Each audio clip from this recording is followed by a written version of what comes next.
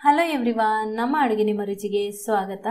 ಗಟ್ಟಿ ಅವಲಕ್ಕಿಯಿಂದ 4 ರೀತಿಯ ಸರಳ ಆರೋಗ್ಯಕರ ಬೆಳಗಿನ ತಿಂಡಿ ರೆಸಿಪಿಯನ್ನು ತೋರಿಸ್ತಾ ಇದ್ದೀನಿ. ಬನ್ನಿ ಹಾಗಾದರೆ ಇದನ್ನು ಮಾಡೋ ವಿಧಾನ ಹೇಗೆ ಅಂತ ನೋಡೋಣ. ನೀವಿನ್ನು ನಮ್ಮ ಚಾನಲ್ಗೆ ಸಬ್ಸ್ಕ್ರೈಬ್ ಆಗಲಿಲ್ಲ ಅಂದರೆ ಸಬ್ಸ್ಕ್ರೈಬ್ ಮಾಡ್ಕೊಳ್ಳಿ, ಪಕ್ಕದಲ್ಲಿರೋ ನೋಟಿಫಿಕೇಶನ್ ಬೆಲ್ ಕೂಡ ಕ್ಲಿಕ್ ಮಾಡ್ಕೊಳ್ಳಿ. ಮೊದಲಿಗೆ ದಪ್ಪ ಅವಲಕ್ಕಿಯ ಪುಲಾವ್ ಮಾಡೋ ವಿಧಾನವನ್ನು ತೋರಿಸ್ತಾ ಇದ್ದೀನಿ. ತುಂಬ ರುಚಿಯಾಗಿರುತ್ತೆ ಇದು. ಸ್ಟವ್ ಮೇಲೆ ಬಾಣಲೆ ಇಟ್ಟು 4 ಟೇಬಲ್ ಸ್ಪೂನ್ನಷ್ಟು ಎಣ್ಣೆ ಹಾಕ್ತಾ ಇದ್ದೀನಿ. ಎಣ್ಣೆ ಬಿಸಿ ಆದಮೇಲೆ 1 ಟೀ ಚಮಚದಷ್ಟು ಸಾಸಿವೆ ಹಾಕಿ, ಸಾಸಿವೆ ಚಟಪಟ ಅಂತ ಹಾಕಬೇಕು. ಆಗ 1 ಟೀ ಚಮಚ ಜೀರಿಗೆ ಹಾಕ್ತಾ ಇದ್ದೀನಿ. ಜೀರಿಗೆ ಹಾಕಿದ ತಕ್ಷಣವೇ ಹಸಿಮೆಣಸಿನಕಾಯಿ 4 ಸಣ್ಣದಾಗಿ ಹೆಚ್ಚಿ ಹಾಕ್ತಾ ಇದ್ದೀನಿ. ನಂತರ ಸ್ವಲ್ಪ ಕರಿಬೇವು, ಆಮೇಲೆ 1 ಈರುಳ್ಳಿಯನ್ನು ಸಣ್ಣದಾಗಿ ಹೆಚ್ಚಿ ಹಾಕ್ತಾ ಇದ್ದೀನಿ. ರೈಸ್ ಪುಲಾವಿಗೆ ಈರುಳ್ಳಿಯನ್ನು ಸ್ವಲ್ಪ ಜಾಸ್ತಿ ಕಲರ್ ಚೇಂಜ್ ಆಗುವವರೆಗೆ ಫ್ರೈ ಮಾಡ್ಕೋತೀವಲ್ವಾ, ಅದೇ ರೀತಿ ಇದಕ್ಕೂ ಕೂಡ ಸ್ವಲ್ಪ ಜಾಸ್ತಿ ಕಲರ್ ಚೇಂಜ್ ಆಗಬೇಕು, ಅಲ್ಲಿ ತನಕ ಫ್ರೈ ಮಾಡ್ಕೊಳ್ಳಿ. ಇವಾಗ ಇದನ್ನು ನೋಡಿ ಚೆನ್ನಾಗಿ ಫ್ರೈ ಆಗಿದೆ, ಇಷ್ಟಾದರೆ ಸಾಕು. ಈಗ ಇದಕ್ಕೆ 1 ಟೀ ಚಮಚದಷ್ಟು ಶುಂಠಿ ಬೆಳ್ಳುಳ್ಳಿ ಪೇಸ್ಟನ್ನು ಹಾಕ್ತಾ ಇದ್ದೀನಿ. ಶುಂಠಿ ಬೆಳ್ಳುಳ್ಳಿ ಪೇಸ್ಟ್ ಹಾಕಿದ ಮೇಲೆ ಚೆನ್ನಾಗಿ ಒಂದು ಅರ್ಧ ನಿಮಿಷ ಇದನ್ನು ಫ್ರೈ ಮಾಡ್ಕೊಳ್ಳಿ. ಅದನ್ನು ಕೂಡ ಜಾಸ್ತಿ ಫ್ರೈ ಮಾಡಿದರೆ ಕಹಿ ಬರುತ್ತೆ.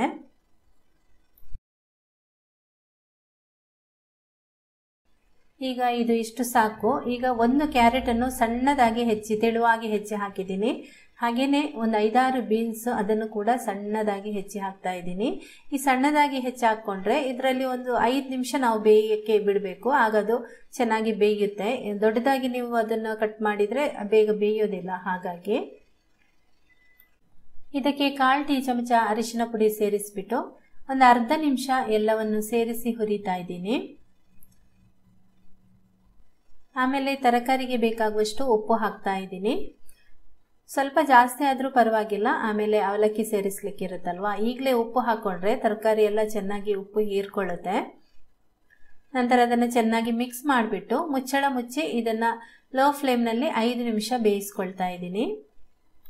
ಮಧ್ಯದಲ್ಲಿ ಬೇಕಾದರೆ ಮುಚ್ಚಳ ತೆಗೆದು ಆಗಾಗ ಒಂದು ಸ್ವಲ್ಪ ಮಿಕ್ಸ್ ಮಾಡ್ಕೊಳ್ಳಿ, ತಳ ಹಿಡಿಯದಂತೆ. ಈಗ ಒಂದು ಪಾತ್ರೆಗೆ 1.5 ಕಪ್ನಷ್ಟು ದಪ್ಪ ಅವಲಕ್ಕಿಯನ್ನು ಹಾಕ್ತಾ ಇದ್ದೀನಿ.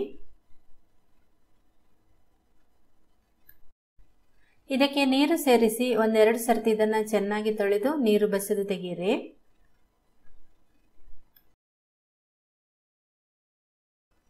ಅವಲಕ್ಕಿಯನ್ನು ತೊಳೆದ ನಂತರ ಅದಕ್ಕೆ ಬೇರೆ ನೀರು ಹಾಕಿ ಒಂದು 5 ನಿಮಿಷ ನೆನೆಯಲಿಕ್ಕೆ ಬಿಡಿ.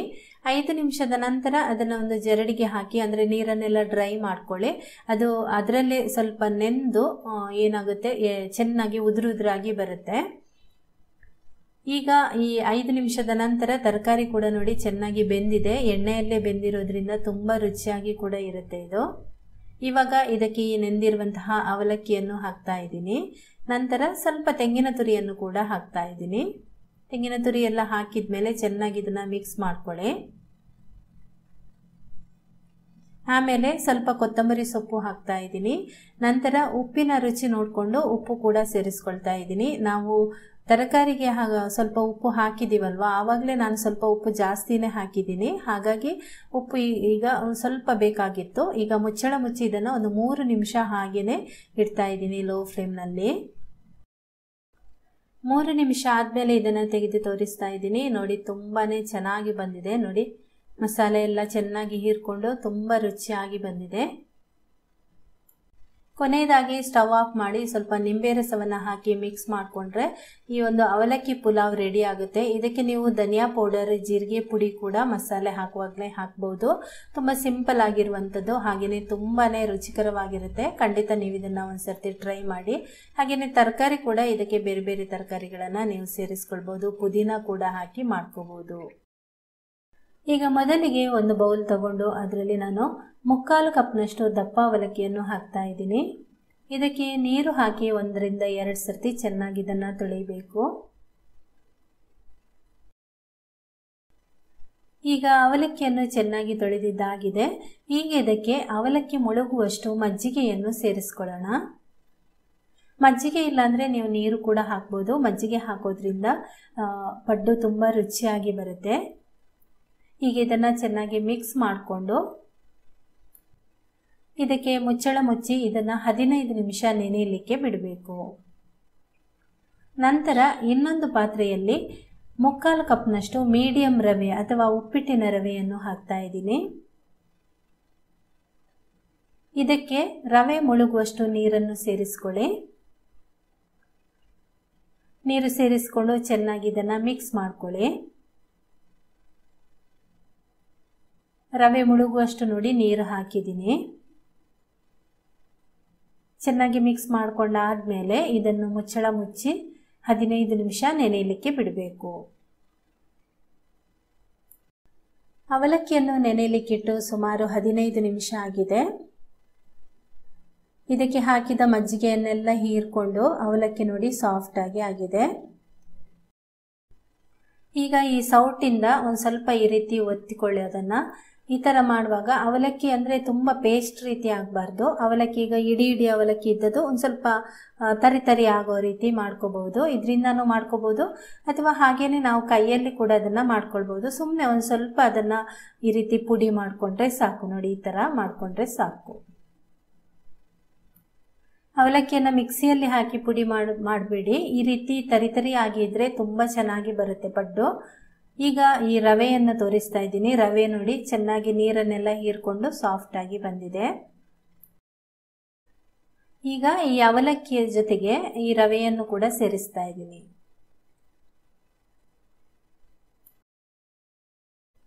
ಈಗ ಇದಕ್ಕೆ ಸ್ವಲ್ಪ ತರಕಾರಿಗಳನ್ನು ಹಾಕ್ತಾ ಇದ್ದೀನಿ. ನಿಮಗೆ ಇಷ್ಟವಾದ ತರಕಾರಿಗಳನ್ನು ತುರಿದು ಹಾಕ್ಬೋದು. ನಾನಿಲ್ಲಿ 1 ಕ್ಯಾರೆಟ್ ಹಾಕ್ತಾ ಇದ್ದೀನಿ. ಆಮೇಲೆ 2 ಹಸಿಮೆಣಸಿನಕಾಯಿಗಳನ್ನು ಸಣ್ಣಗೆ ಹೆಚ್ಚಿ ಹಾಕ್ತಾ ಇದ್ದೀನಿ. ನಂತರ 1 ಈರುಳ್ಳಿಯನ್ನು ಸಣ್ಣ ಹೆಚ್ಚಿ ಹಾಕ್ತಾ ಇದ್ದೀನಿ. ಆಮೇಲೆ ಸ್ವಲ್ಪ ಕೊತ್ತಂಬರಿ ಸೊಪ್ಪನ್ನು ಸಣ್ಣಗೆ ಹೆಚ್ಚಿ ಹಾಕ್ತಾ ಇದ್ದೀನಿ. ಆನಂತರ 2 ಟೀ ಚಮಚದಷ್ಟು ಅಕ್ಕಿ ಹಿಟ್ಟನ್ನು ಹಾಕ್ತಾ ಇದ್ದೀನಿ. ಅಕ್ಕಿ ಹಿಟ್ಟು ಹಾಕೋದ್ರಿಂದ ಬೈಂಡಿಂಗ್ ತುಂಬ ಚೆನ್ನಾಗಿ ಬರುತ್ತೆ ಮತ್ತು ಗರಿಗರಿಯಾಗಿ ಕೂಡ ಬರುತ್ತೆ.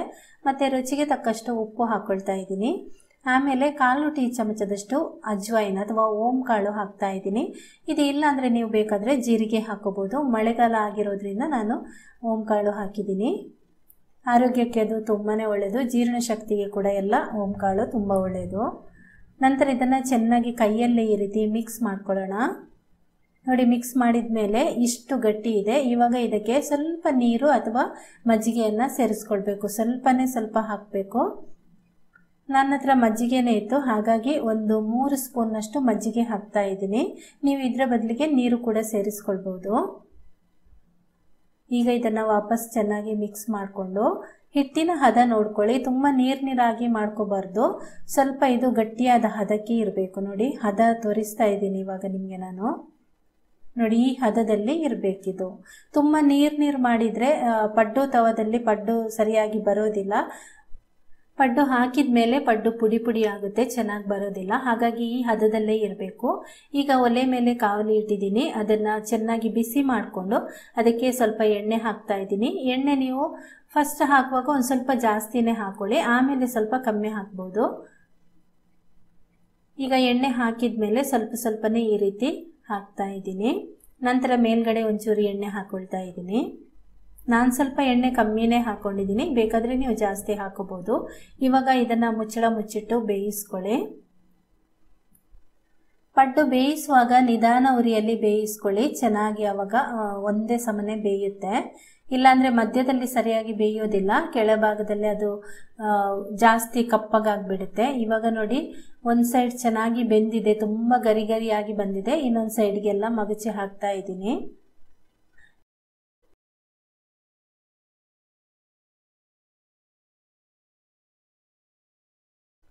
ಮಗುಚಿ ಹಾಕಿ ಇನ್ನೊಂದು ಸೈಡ್ ಕೂಡ ಒಂದು ಸ್ವಲ್ಪ ಹೊತ್ತು ಬೇಯಿಸಿದ್ರೆ ಆಯಿತು. ಇನ್ನೊಂದು ಸೈಡ್ ಬೇಯಿಸುವಾಗ ಮುಚ್ಚಳ ಇಡಬೇಡಿ, ಹಾಗೆಯೇ ಬೇಯಿಸ್ಕೊಳ್ಳಿ.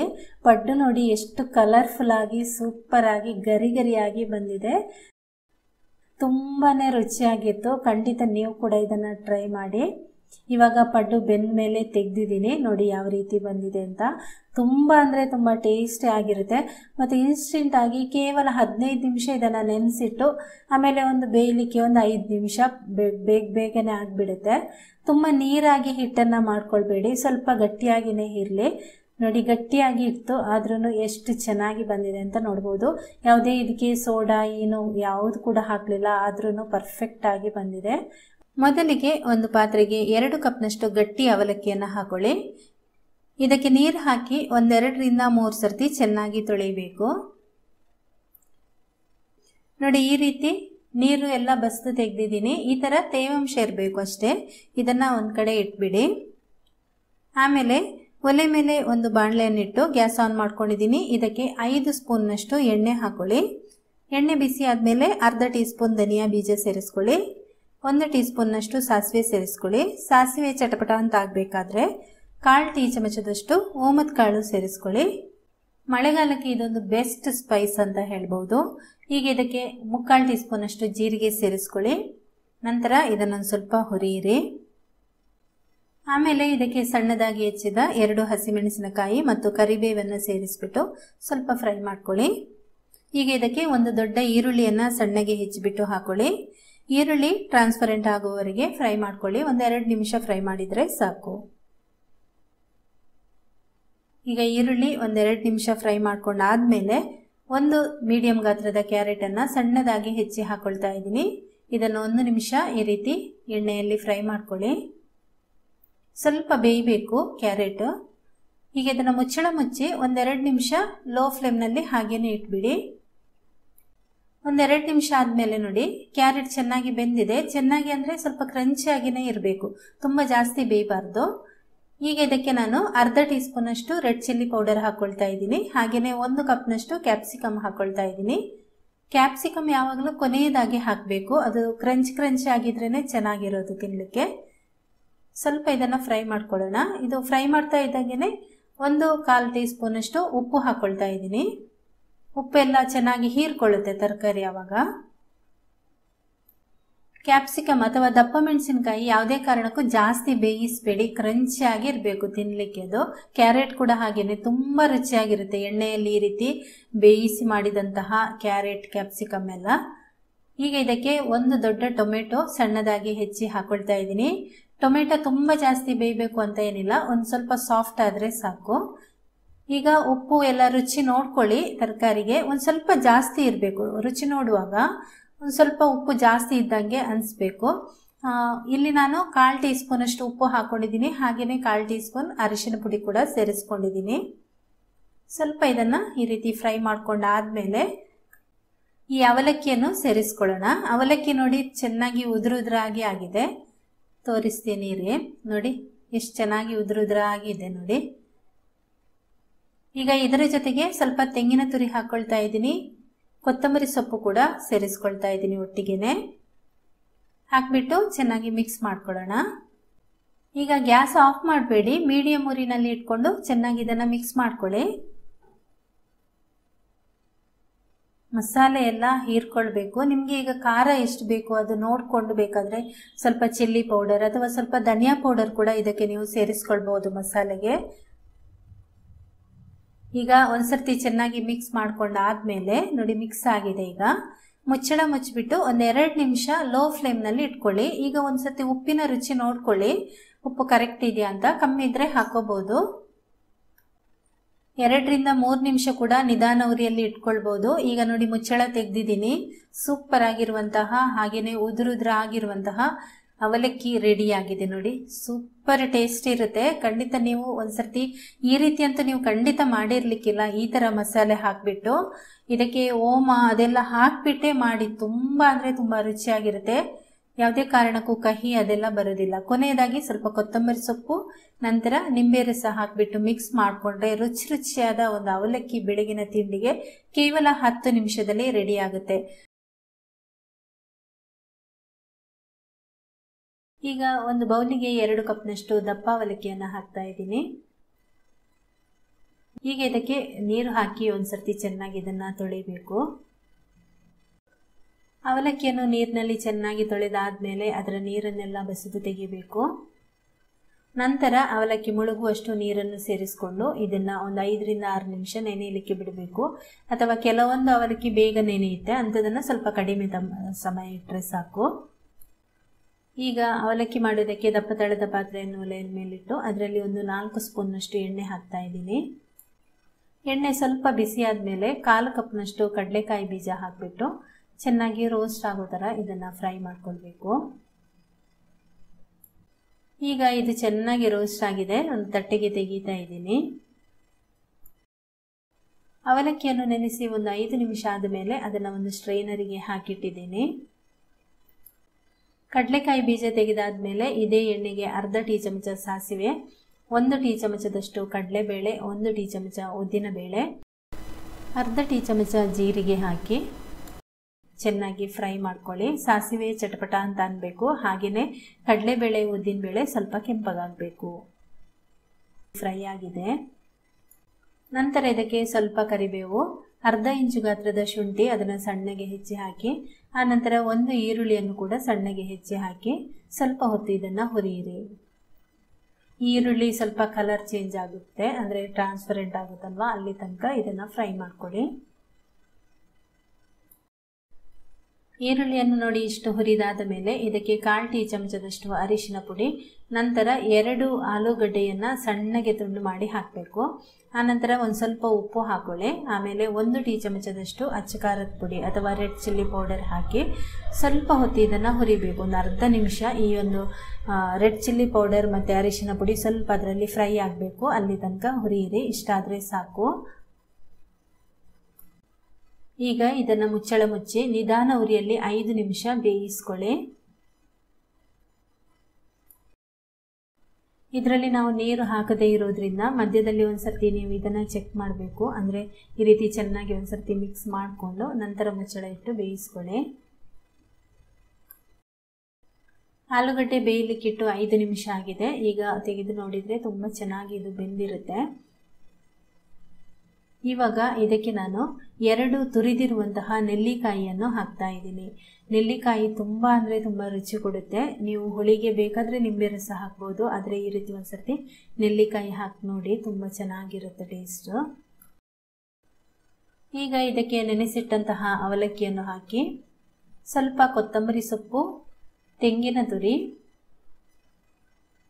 ಆಮೇಲೆ ಈ ಕಡಲೆಕಾಯಿ ಬೀಜವನ್ನು ಸೇರಿಸ್ಬಿಟ್ಟು ಚೆನ್ನಾಗಿ ಇದನ್ನು ಮಿಕ್ಸ್ ಮಾಡ್ಕೊಳ್ಬೇಕು.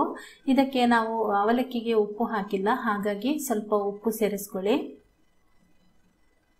ನಂತರ ಒಂದು ಸ್ವಲ್ಪ ಸಕ್ಕರೆ ಸೇರಿಸ್ಕೊಳ್ಳಿ. ಒಂದು 1/4 ಟೀ ಚಮಚದಷ್ಟು ಸಕ್ಕರೆ ಸಾಕು, ಒಳ್ಳೆ ರುಚಿ ಕೊಡುತ್ತೆ. ಚೆನ್ನಾಗಿ ಈಗ ಇದನ್ನು ಮಿಕ್ಸ್ ಮಾಡ್ಕೊಳ್ಬೇಕು.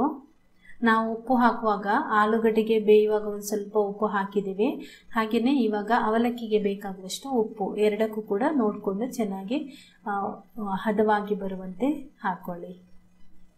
ಚೆನ್ನಾಗಿ ಮಿಕ್ಸ್ ಆದಮೇಲೆ ಮುಚ್ಚಳ ಮುಚ್ಚಿ ಒಂದು 2 ನಿಮಿಷ ಹಾಗೇನೆ ಬಿಡಬೇಕು.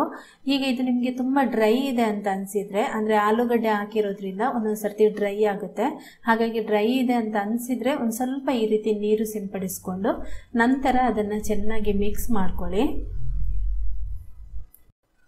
ಆನಂತರ ಮುಚ್ಚಳ ಮುಚ್ಚಿ ಒಂದು 2 ರಿಂದ 3 ನಿಮಿಷ ಹಾಗೇನೆ ಬಿಟ್ಟರೆ ಅವಲಕ್ಕಿ ತುಂಬ ಚೆನ್ನಾಗಿ ಮಸಾಲೆ ಎಲ್ಲ ಹೀರ್ಕೊಂಡು ಅರಳಿ ರೆಡಿಯಾಗಿರುತ್ತೆ, ತುಂಬ ರುಚಿಯಾಗಿ ಬರುತ್ತೆ. ಈಗ ನೋಡಿ ಕಲರ್ ಚೇಂಜ್ ಆಗಿದೆ, ಹಾಗೆಯೇ ಅವಲಕ್ಕಿ ಮೇಲೆ ನಿಮಗೆ ಸ್ವಲ್ಪ ಎಣ್ಣೆ ರೀತಿ ಕಾಣ್ತಾ ಇದೆಯಲ್ವಾ, ತುಂಬ ಚೆನ್ನಾಗಿ ಇದು ಮಸಾಲೆ ಎಲ್ಲ ಹೀರ್ಕೊಂಡಿದೆ. ಹಾಗೆಯೇ ನೆಲ್ಲಿಕಾಯಿ ಹಾಕಿರೋದ್ರಿಂದ ಅದ್ಭುತವಾದ ರುಚಿ ಇರುತ್ತೆ. ಖಂಡಿತ ನೀವು ಒಂದ್ಸರ್ತಿ ಇದನ್ನು ಟ್ರೈ ಮಾಡಿ. ಓಕೆ ಫ್ರೆಂಡ್ಸ್, ಅವಲಕ್ಕಿಯಿಂದ ಮಾಡುವಂತಹ ಈ ಸುಲಭ ರೀತಿಯ ಬ್ರೇಕ್ಫಾಸ್ಟ್ ರೆಸಿಪಿಗಳು ನಿಮಗೆ ಇಷ್ಟ ಆಗಿದ್ದರೆ ಒಂದು ಲೈಕ್ ಮಾಡಿ, ನಿಮ್ಮ ಪರಿಚಯದವರಿಗೆ ಶೇರ್ ಮಾಡಿ, ಕಮೆಂಟ್ ಮಾಡಿ. ಹಾಗೆಯೇ ನಮ್ಮ ಚಾನಲ್ಗೆ ಸಬ್ಸ್ಕ್ರೈಬ್ ಆಗಲಿಲ್ಲ ಅಂದರೆ ಸಬ್ಸ್ಕ್ರೈಬ್ ಮಾಡ್ಕೊಳ್ಳಿ. Thank you.